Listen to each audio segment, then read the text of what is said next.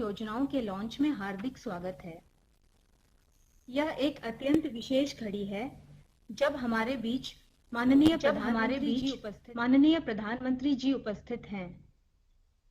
RBI की विशेष योजनाओं के लोकार्पण के इस कार्यक्रम में हम तहे दिल से उनका हार्दिक अभिनंदन करते हैं। हम गवर्नर आरबीआई श्री शक्तिकांत दास को स्वागत संबोधन के लिए आमंत्रित करते हैं। Shri Shaktikanta Das ji. A very warm good morning and namaskar. On behalf of the Central Board of the Reserve Bank of India, I have the privilege of welcoming the Honorable Prime Minister to this event to launch two major initiatives of the Reserve Bank of India. And both the initiatives are people-centric. Sir, your participation and presence in this event is a source of great motivation for all of us in the Reserve Bank of India. I would also like to welcome the Honorable Finance Minister for her participation in this event and also thank her for her continued support. We are also honored by the esteemed presence of Honorable Ministers from central and state governments, other financial sector regulators, senior government officials, MDs and CEOs of scheduled commercial banks, and various other regulated entities of the Reserve Bank of India and other dignitaries. A warm welcome to all the viewers from across the country. The Reserve Bank, with its multifarious role, touches the lives of people in varied ways, be it through the currency system, the banking system, the financial markets, or the 24/7 seamless digital payments. The Reserve Bank has been leveraging technology and innovation for enhancing the efficiency of its services. The recent announcement of a global hackathon contest, namely the Harbinger 2021 Innovation for Transformation, with the theme Smarter Digital Payments on 9th November, is another such initiative by the Reserve Bank to promote innovation. The Reserve Bank's developmental role is focused on further deepening of financial inclusion and undertaking people-centric initiatives. The two schemes being launched today by the Honorable Prime Minister are steps in this direction. The first scheme, namely the Retail Direct Scheme, seeks to widen the investor base for government securities by creating an ecosystem whereby retail investors can easily participate in the government securities market, which is so far dominated by institutional investors. By doing so, India is setting an example in democratization of the government securities market. The other scheme being launched today by the Honorable Prime Minister, that is the Integrated Ombudsman Scheme, focuses on strengthening the grievance redress mechanism for consumers of various services provided by the Reserve Bank regulated entities like banks, NBFCs, and payment system operators. The existing ombudsman schemes are being integrated into a single scheme, which will offer the benefit of a single platform to customers for getting speedy resolution of their grievances. This integrated scheme will reinforce confidence and trust in the financial system of our country. The launching of these two citizen-centric initiatives today will provide further impetus to our journey towards more inclusive and responsive financial system. I once again extend a warm welcome to all the dignitaries, participants, and viewers. Thank you. Namaskar. धन्यवाद governor महोदय, हमारे गणमान्य अतिथियों का स्वागत करने के लिए और आरबीआई की दोनों नई योजनाओं के बारे में अवगत कराने के लिए। अब हम माननीय वित्त मंत्री श्रीमती निर्मला सीतारमण से अनुरोध करते हैं कि वह इस विशेष उपलक्ष्य पर आप सभी को संबोधित करें। माननीय वित्त मंत्री महोदया। Honorable Prime Minister, Governor of Reserve Bank, members of the Central Board of the RBI, ministers of Government of India and also the states, industry leaders and other participants. I begin with a word of appreciation for the coordination and cooperation with which the RBI worked together with Government of India, Ministry of Finance during the pandemic, as a result of which many people-centric and sensitive decisions were taken in time with the guidance of the Prime Minister. And as a result, today we see the economy reviving with great gusto, if I may use the word, and as a result of which the confidence in the Indian economy is very appreciated and is growing, not just in India, but across the globe. Now, this kind of a inclusive financial thinking and also acting to appreciate the larger agenda of the government for inclusive financial driven growth. So in this context, if during the pandemic, the Reserve Bank of India and the Ministry of Finance have worked in this kind of a spirit of cooperation, today I see the Reserve Bank of India coming up with two important initiatives, which is just going to underline and also take further this financial inclusion principle. The retail direct that the Reserve Bank is having launched today through the honorable presence of the Prime Minister is something which is going to help two or three things importantly. One, engage with the retailers for retail participation, deepen the bond market, and allow for a fair market determined rates for all the across the yield curve. And therefore it's an important measure.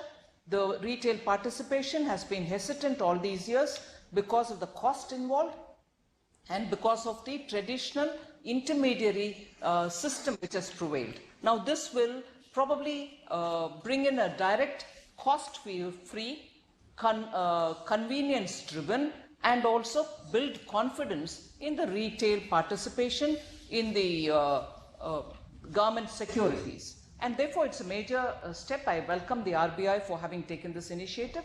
The second step and the second initiative which the Honorable Prime Minister will be launching is the Banking Ombudsman Scheme. Although it was launched in 1990 and subsequently the RBI came up with include schemes for bringing in the non-banking financial companies and also the payment systems. Later they came up with guidelines for also customer service. This particular step of bringing them together to become an integrated ombudsman service is going to make it easier for the retail participants in banking system and also in the bonds for any complaints that they may have. I appreciate the RBI for having taken these two major initiatives, and I'm grateful to the Honorable Prime Minister for agreeing to launch these two today. Thank you very much.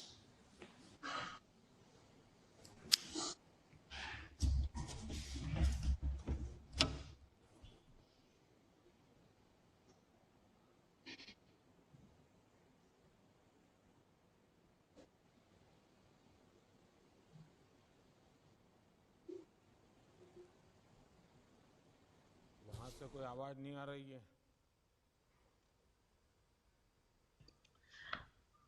बहुत बहुत धन्यवाद महोदया। अंततः वो घड़ी आ गई है जिसका हम सबको बेसब्री से इंतजार है। माननीय प्रधानमंत्री श्री नरेंद्र मोदी जी से आग्रह करते हैं कि वह बटन प्रेस करके अपने कर कमलों से दोनों योजनाओं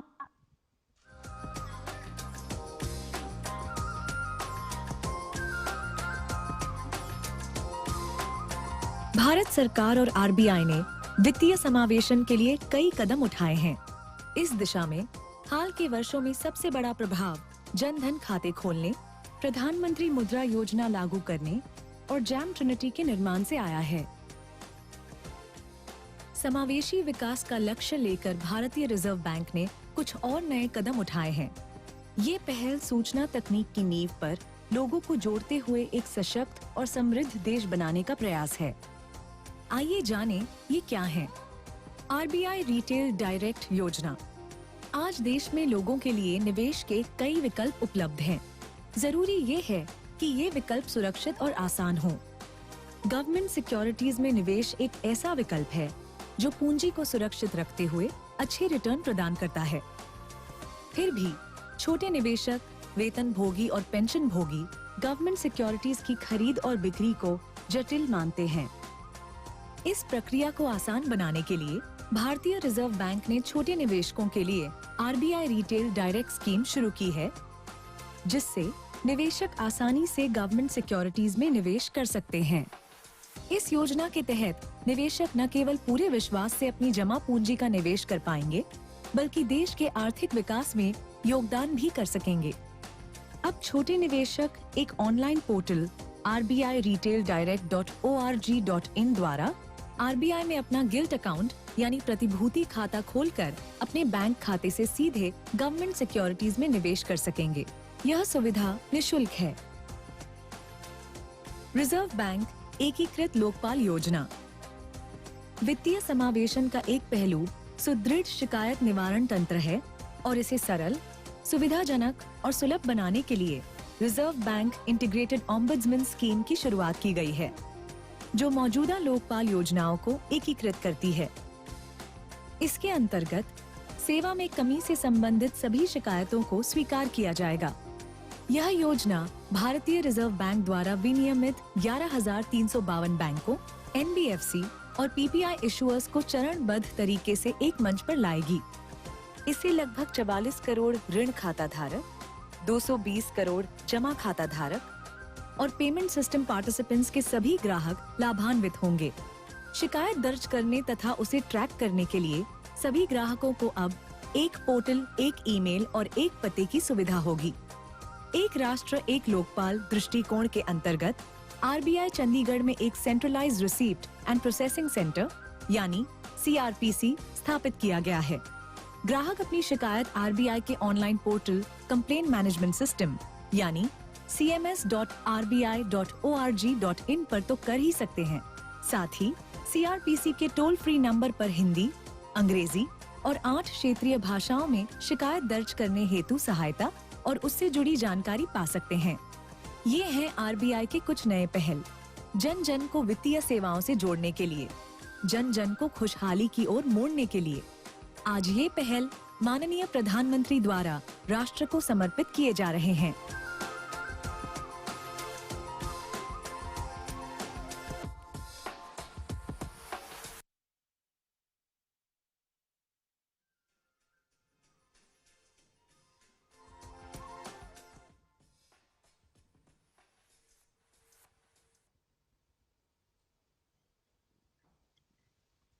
निश्चित ही ये दोनों योजनाएं डिजिटल भारत के फाइनेंशियल इंक्लूजन की ओर बड़े कदम हैं।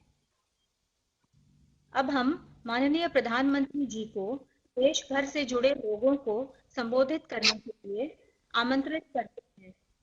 माननीय प्रधानमंत्री जी।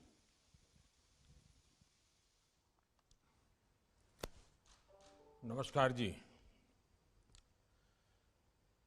वित्त मंत्री श्रीमती निर्मला सीतारमण जी, रिजर्व बैंक के गवर्नर श्री शक्तिकांत दास जी, कार्यक्रम में उपस्थित अन्य सभी महानुभाव, देवी और सज्जनों, कोरोना के इस चुनौतीपूर्ण कालखंड में देश के वित्त मंत्रालय ने आरबीआई और अन्य वित्तीय संस्थाओं ने बहुत प्रशंसनीय काम किया है। अमृत महोत्सव का ये कालखंड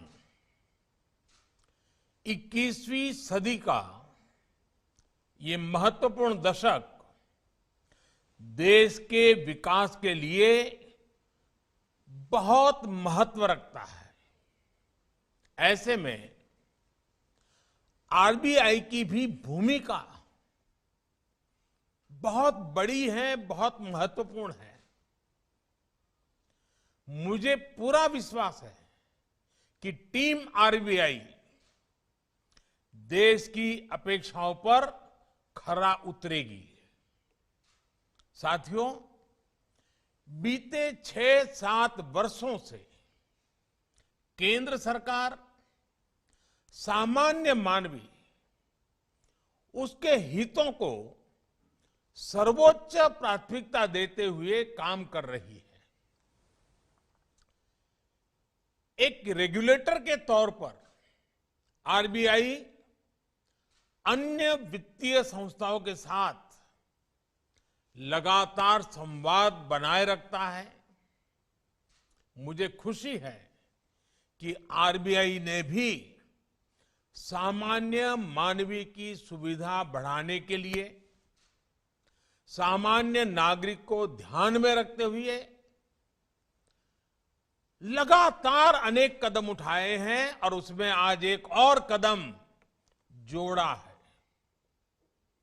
आज जिन 2 योजनाओं को लॉन्च किया गया है, उनसे देश में निवेश के दायरे का विस्तार होगा और कैपिटल मार्केट्स को एक्सेस करना निवेशकों के लिए अधिक आसान, अधिक सुरक्षित बनेगा। रिटेल डायरेक्ट स्कीम्स में देश के छोटे निवेशकों को गवर्नमेंट सिक्योरिटीज में इन्वेस्टमेंट का सरल और सुरक्षित माध्यम मिल गया है। इसी प्रकार इंटीग्रेटेड अम्बड्समैन लोकपाल स्कीम के बैंकिंग सेक्टर में वन नेशन वन अम्बड्समैन ये सिस्टम ने आज साकार रूप लिया है। इससे बैंक कस्टमर्स की हर शिकायत, हर समस्या का समाधान समय पर बिना परेशानी को हो सकेगा। और मेरा स्पष्ट मत है कि लोकतंत्र की सबसे बड़ी ताकत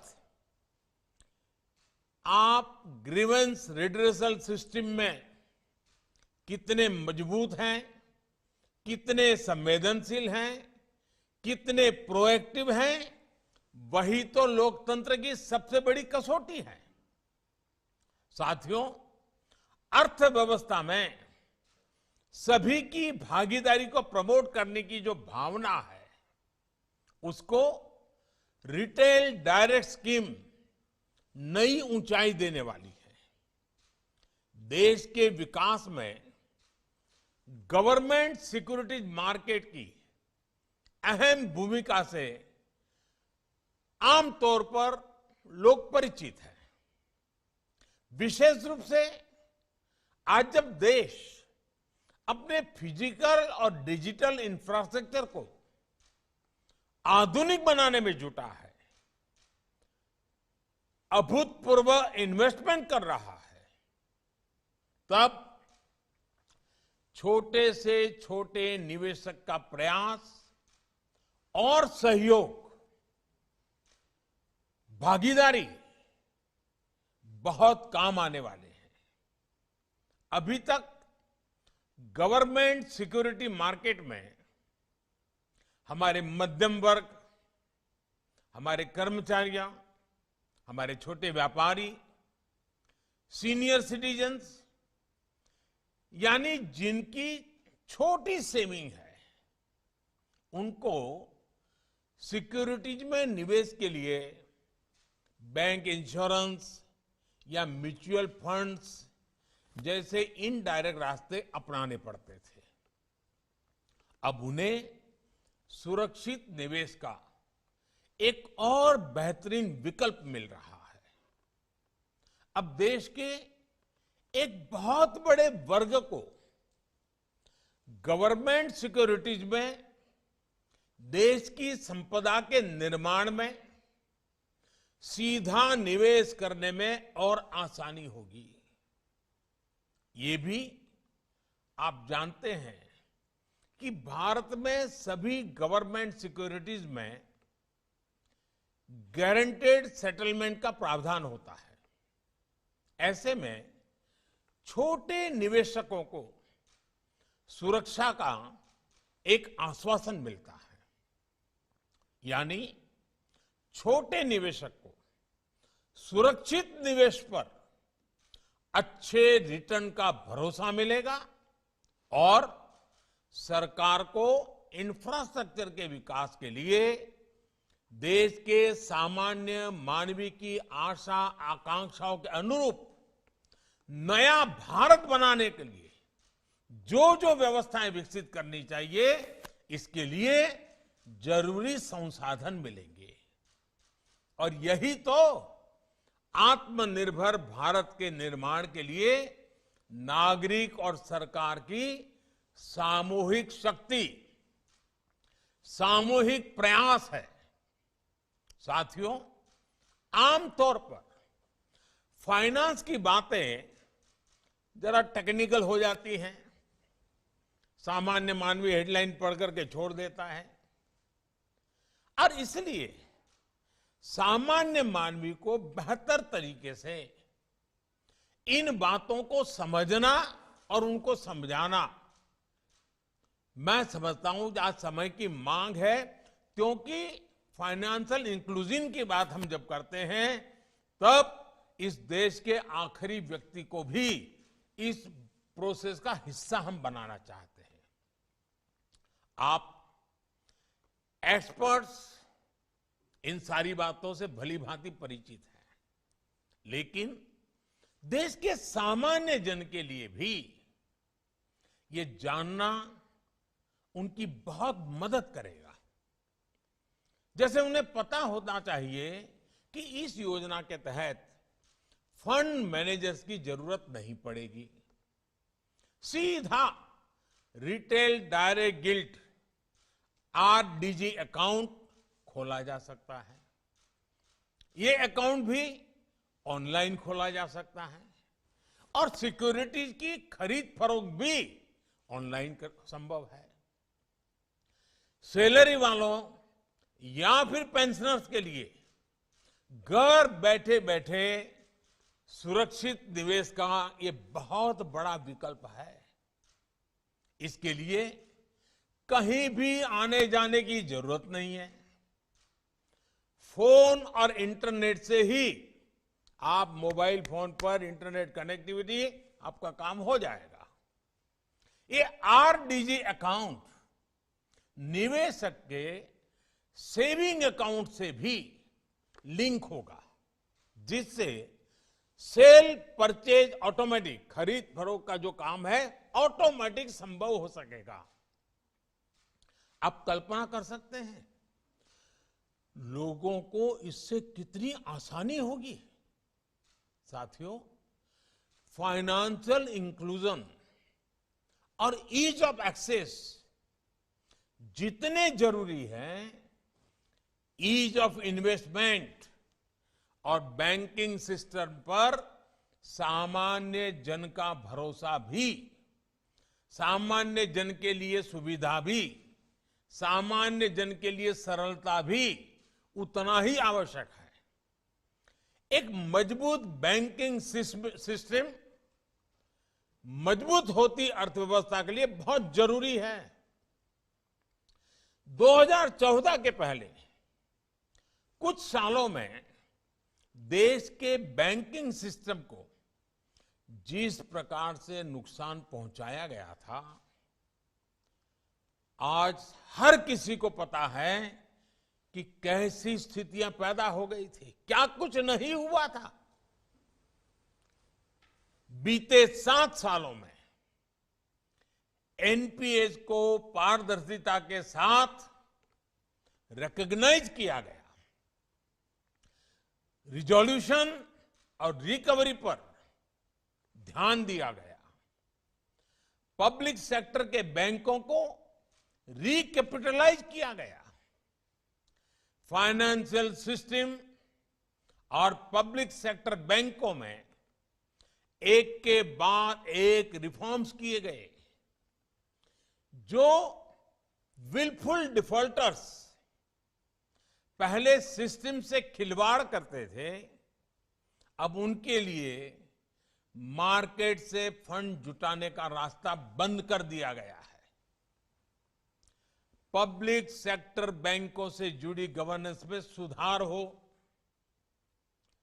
डिसीजन मेकिंग, ट्रांसफर पोस्टिंग से जुड़ी आजादी हो, छोटे बैंकों को मर्ज कर बड़े बैंकों का निर्माण हो, या फिर national asset reconstruction company limited की स्थापना हो, इन सभी कदमों में आज बैंकिंग सेक्टर में नया विश्वास, नई ऊर्जा लौट रही है। साथियों, बैंकिंग सेक्टर को और मजबूत करने के लिए कोऑपरेटिव बैंकों को भी आरबीआई के दायरे में लाया गया। इससे इन बैंकों की गवर्नेंस में भी सुधार आ रहा है और जो लाखों डिपॉजिटर्स हैं, उनके भीतर भी इस सिस्टम के प्रति विश्वास मजबूत हो रहा है। बीते कुछ समय में डिपॉजिटर्स के हितों को देखते हुए ही अनेक फैसले लिए गए हैं। वन नेशन वन अम्बर्समेंट सिस्टम, इससे डिपॉजिटर्स को और इन्वेस्टर फर्स्ट के कमिटमेंट को बल मिला है। आज जो योजना लॉन्च हुई है, इससे बैंक, एनबीएफसीज और प्रीपेड इंस्ट्रूमेंट में 44 करोड़ लोन अकाउंट और 220 करोड़ डिपॉजिट अकाउंट, इसके जो धारक हैं, उन धारकों को सीधी राहत मिलेगी। अब आरबीआई के द्वारा रेगुलेटेड सभी संस्थाओं के लिए खाता धारकों की शिकायतों को दर्ज करने, ट्रैक करने और मॉनिटर करने का एक ही प्लेटफॉर्म होगा। यानी शिकायत निवारण के लिए खाता धारक को अब एक और आसान विकल्प मिला है। जैसे कि अगर किसी का बैंक अकाउंट लखनऊ में हो और वो दिल्ली में काम कर रहा हो, तो पहले होता यह था कि उसको लखनऊ के एम्बर्समैन को ही शिकायत करनी पड़ती थी, लेकिन अब उसे भारत में कहीं से भी अपनी शिकायत दर्ज करने की सुविधा मिल गई है। मुझे यह भी बताया गया है कि ऑनलाइन फ्रॉड, साइबर फ्रॉड से जुड़े मामलों को एड्रेस करने के लिए आरबीआई ने इस योजना में आर्टिफिशियल इंटेलिजेंस के व्यापक उपयोग का प्रावधान किया है। इससे बैंक और जांच करने वाली एजेंसियों के बीच कम से कम समय में बेहतर तालमेल सुनिश्चित हो सकेगा।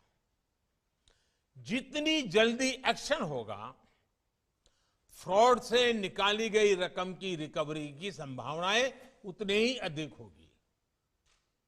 ऐसे कदमों से डिजिटल पेनिट्रेशन और कस्टमर इंक्लूसिवनेस का दायरा भी बड़े विश्वास के साथ बढ़ेगा, कस्टमर का भरोसा और बढ़ेगा। साथियों, बीते सालों में देश के बैंकिंग सेक्टर में, फाइनेंशियल सेक्टर में इंक्लूजन से लेकर टेक्नोलॉजिकल इंटीग्रेशन और दूसरे रिफॉर्म्स किए हैं। उनकी ताकत हमने कोविड के इस मुश्किल समय में देखी है और उसके कारण सामान्य मानवीय की सेवा करने का एक संतोष भी पैदा होता है। सरकार जो बड़े बड़े फैसले ले रही थी, उसका प्रभाव बढ़ाने में आरबीआई के फैसलों ने भी बहुत बड़ी मदद की है और मैं आरबीआई गवर्नर और उनकी पूरी टीम को सार्वजनिक रूप से इस संकट काल में जिस प्रकार से उन्होंने चीजों को हिम्मतपूर्वक निर्णय किए हैं, इसके लिए बहुत बहुत बधाई देता हूं, पूरी टीम का अभिनंदन करता हूं। सरकार द्वारा जिस क्रेडिट गारंटी स्कीम की घोषणा की गई थी, उसके तहत लगभग 2,90,000 करोड़ रुपए से अधिक का लोन स्वीकृत किया जा चुका है। इसकी मदद से 1.25 करोड़ से अधिक लाभार्थियों ने अपना उद्यम और मजबूत किया है। इसमें से अधिकतर एमएसएमईज हैं, हमारे मध्यम वर्ग के छोटे उद्यमी हैं। साथियों, कोविड काल में ही सरकार द्वारा छोटे किसानों को किसान क्रेडिट कार्ड देने के लिए विशेष मुहिम चलाई गई, जिससे 2.5 करोड़ से अधिक किसानों को केसीसी कार्ड्स भी मिले और लगभग 2.25 लाख करोड़ का कृषि ऋण भी उन्हें मिल गया। पीएम स्वनिधि से करीब 26 लाख स्ट्रीट वेंडर्स को, जो ठेला चलाते हैं, सब्जी बेचते हैं, ऐसे 26 लाख लोगों को ऋण मिल चुका है। और आप कल्पना कर सकते हैं, कोविड का इस संकट काल के बाद 26 लाख से ज्यादा हमारे स्ट्रीट वेंडर्स को इतनी बड़ी मदद मिल जाए, कितना बड़ा उनके लिए संबल हो गया। इस योजना से उन्हें बैंकिंग सिस्टम से भी जोड़ दिया है। ऐसे अनेक इंटरवेंशन ने गांव और शहरों में आर्थिक गतिविधियों को फिर से शुरू करने में बहुत महत्वपूर्ण भूमिका निभाई है। साथियों, 6-7 पहले तक भारत में बैंकिंग, पेंशन, इंश्योरेंस, ये सब कुछ एक एक्सक्लूसिव क्लब जैसा हुआ करता था। देश का सामान्य नागरिक, गरीब परिवार, किसान, छोटे व्यापारी, कारोबारी, महिलाएं, दलित, वंचित, पिछड़े, इन सबके लिए ये सब सुविधाएं बहुत दूर थी। जिन लोगों पर इन सुविधाओं को गरीब तक पहुंचाने की जिम्मेदारी थी, उन्होंने भी इस पर कभी ध्यान नहीं दिया। बल्कि बदलाव ना हो, कोई परिवर्तन ना आए, गरीब तक जाने के रास्तों को बंद करने के लिए जो कुछ भी तर्क दे सकते हैं, भांति भांति के बहाने, यही एक परंपरा हो गई थी। और क्या कुछ कहा नहीं जाता था, खुलेआम बेशर्मी के साथ कहा जाता था, अरे बैंक की ब्रांच नहीं है, स्टाफ नहीं है, इंटरनेट नहीं है, लोगों में जागरूकता नहीं है, न जाने कैसे कैसे तर्क दिए जाते थे। अनप्रोडक्टिव सेविंग्स और इनफॉर्मल लैंडिंग, इससे सामान्य नागरिक की स्थिति भी खराब हो रही थी और देश के विकास में उसकी भागीदारी भी न के बराबर थी। पेंशन और बीमा का तो यही माना जाता था कि ये सब समृद्ध परिवारों के भाग्य में ही है। लेकिन आज स्थिति बदल रही है। आज फाइनेंशियल इंक्लूजन ही नहीं, बैंकिंग और फाइनेंशियल सेक्टर में ईज ऑफ एक्सेस भारत की पहचान बन रही है। आज अलग अलग पेंशन योजनाओं के तहत समाज का हर व्यक्ति 60 वर्ष की आयु के बाद 60 वर्ष की आयु के बाद मिलने वाली पेंशन की सुविधा से जुड़ सकता है। पीएम जीवन ज्योति बीमा योजना और पीएम सुरक्षा बीमा योजना के तहत लगभग 38 करोड़ देशवासी, 38 करोड़ कंट्रीमैन 2-2 लाख रुपए की बीमा सुरक्षा से जुड़े हुए हैं। देश के करीब करीब हर गांव में 5 किलोमीटर के दायरे में बैंक ब्रांच या बैंकिंग कॉरेस्पॉन्डेंस की सुविधा पहुंच रही है। पूरे देश में आज लगभग 8.5 लाख बैंकिंग टच पॉइंट्स जो देश के हर नागरिक की बैंकिंग सिस्टम तक पहुंच बढ़ा रहे हैं। जन धन योजना के तहत 42 करोड़ से अधिक जीरो बैलेंस बैंक अकाउंट्स खोले गए, जिसमें आज गरीब के हजारों करोड़ रुपए जमा है। मुद्रा योजना से महिलाओं, दलित, पिछड़े, आदिवासियों में व्यापारियों, कारोबारियों की एक नई पीढ़ी सामने आई है। और स्वनिधि योजना से रेहड़ी, ठेला, फेरी चलाने वाले भी इंस्टीट्यूशनल लैंडिंग से जुड़ पाए हैं। साथियों, लास्ट माइल फाइनेंशियल इंस्टीट्यूशन से जब डिजिटल एम्पावरमेंट जुड़ गया तो उसने देश के लोगों को एक नई ताकत दी है। 31 करोड़ से अधिक रुपए कार्ड, करीब 50 लाख पॉस एमपॉस मशीन्स ने आज देश के कोने कोने में डिजिटल ट्रांजैक्शन को संभव बनाया है। यूपीआई ने तो बहुत ही कम समय में डिजिटल ट्रांजैक्शन के मामले में भारत को दुनिया का अग्रणी देश बना दिया है। सिर्फ 7 सालों में भारत ने डिजिटल ट्रांजैक्शन के मामले में 19 गुना की छलांग लगाई है, 19 टाइम। आज 24 घंटे, 7 दिवस और 12 महीने देश में कभी भी कहीं भी हमारा बैंकिंग सिस्टम चालू रहता है। इसका लाभ भी हमने कोरोना के इस काल में देखा है। साथियों, आरबीआई का एक संवेदनशील रेगुलेटर होना और बदलती हुई परिस्थितियों के लिए खुद को तैयार रखना देश की एक बहुत बड़ी ताकत है। आजकल आप देख रहे हैं कि फिनटेक जैसे क्षेत्र में हमारे भारतीय स्टार्टअप्स कैसे ग्लोबल चैंपियन बन रहे हैं। इस क्षेत्र में टेक्नोलॉजी तेजी से बदल रही है। हमारे देश के युवाओं ने भारत को इनोवेशंस का ग्लोबल पावर हाउस बना दिया है।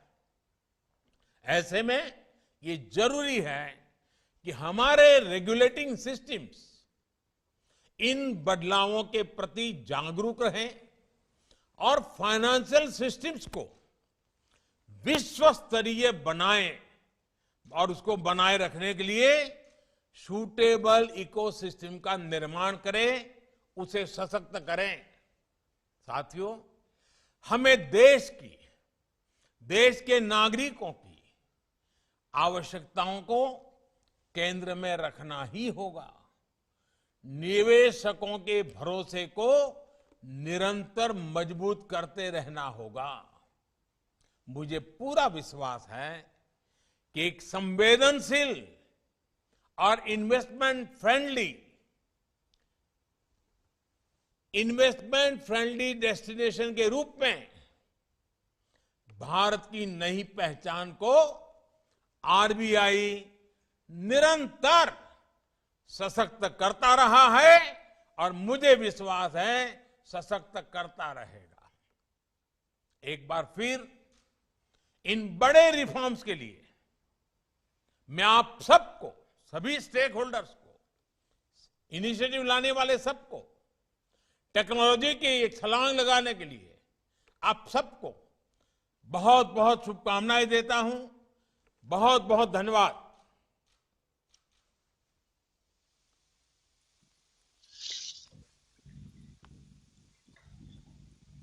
माननीय प्रधानमंत्री जी, उत्साहवर्धन एवं शुभकामनाओं के लिए धन्यवाद। माननीय प्रधानमंत्री जी, कार्यक्रम में पधारे गणमान्य अतिथिगण एवं वर्चुअल प्लेटफॉर्म सोशल मीडिया तथा अन्य माध्यमों से इस कार्यक्रम में हमसे जुड़े सभी दर्शकगण का तहे दिल से धन्यवाद।